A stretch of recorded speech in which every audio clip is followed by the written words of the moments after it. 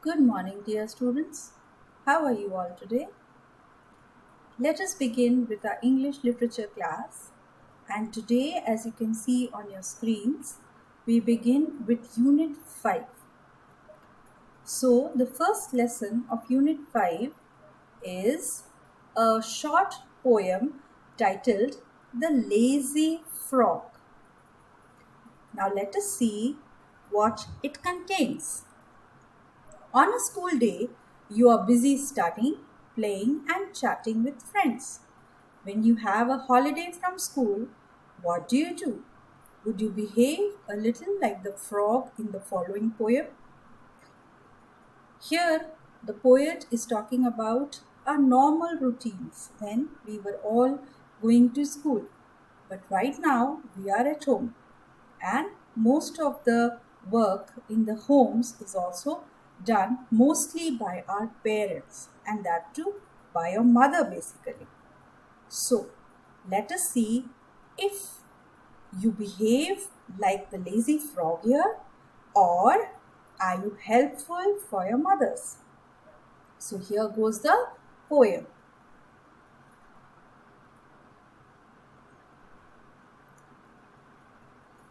Fred is a very lazy frog who lolls all day upon a log. He always manages to shirk doing a single stroke of work. So here the name of the frog is Fred, and he is a very lazy frog, and the whole day he simply lies on a log. Log is a piece of a tree, a wood, which is after cutting the tree kept somewhere, and he always manages to shirk. That means he avoids doing even a single work. His poor old mother calls in vain. Come in and help.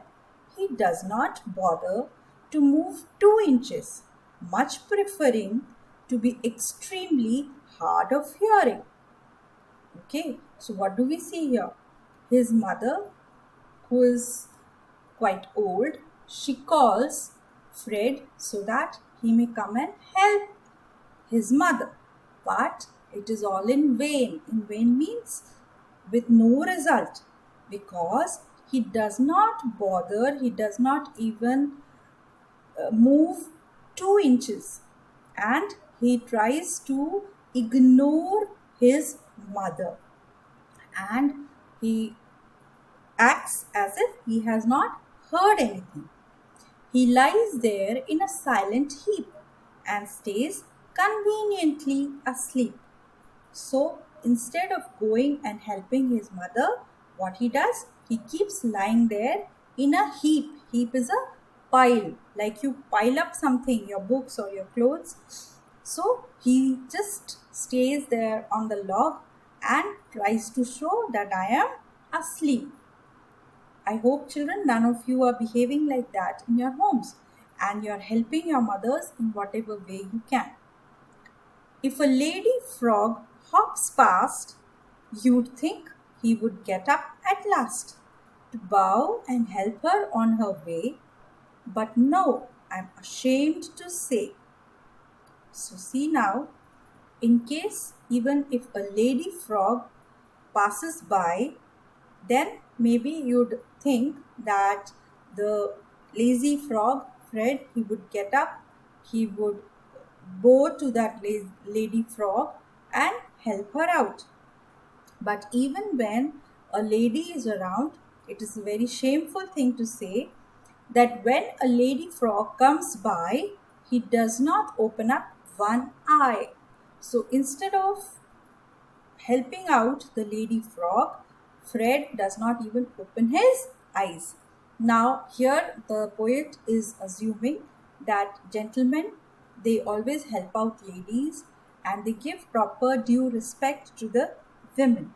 But here Fred is so lazy that he does not even give due respect to the lady frog who passes by. Now the poet is anonymous. Anonymous means the name of the poet is not known. So here, children, is this small poem. I hope you have understood. Let us recite it. I would like it that you recite it with me. Fred is a very lazy frog who lolls all day upon a log. He always manages to shirk doing a single stroke of work. His poor old mother calls in vain, "Come in and help." He does not bother to move 2 inches, much preferring to be extremely hard of hearing. He lies there in a silent heap and stays conveniently asleep.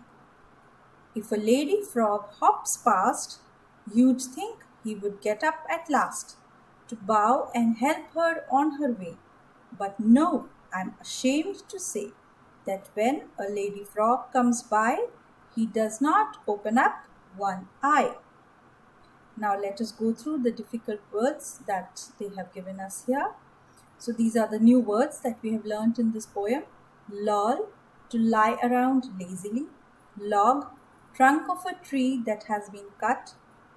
Shirk, to not do something you should do. In vain, uselessly. Prefer, like something better. Hard of hearing. Deaf. Bow, to bend your head to show respect. These new words you must write in your notebooks, and you must learn all these new words as well as the difficult spellings of this poem. And we will also do the exercises and question answers. I hope the lesson is clear to you, children. In case of doubts, please feel free to ask me on the group. Take care, children. Bye.